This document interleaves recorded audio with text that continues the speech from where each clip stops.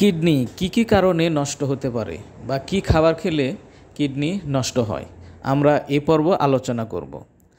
আর এই কিডনি মানব শরীরে অত্যন্ত গুরুত্বপূর্ণ একটি অঙ্গ।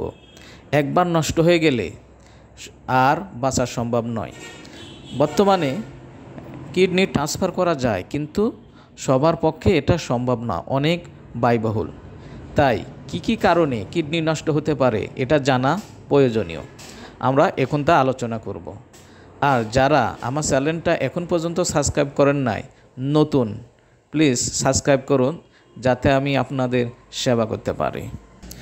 যে কারণে কিডনি নষ্ট হতে পারে, যেমন প্রস্রাব আটকে রাখা, এরপরে পর্যাপ্ত পানি পান না করা, ডায়াবেটিস থাকা, উচ্চ রক্তচাপ থাকলে, অতিরিক্ত কায়িক পরিশ্রম করলে, বেশি বেশি প্রোটিন খাওয়া, লবণ বেশি খাওয়া, কোমল পানীয় খাওয়া, ব্যথানাশক ওষুধ খাওয়া, ধূমপানে আসক্তি, ঘুম কম হওয়া, চিকিৎসা নিতে দেরি হওয়া, এই কারণগুলোর জন্য কিডনি নষ্ট হতে পারে।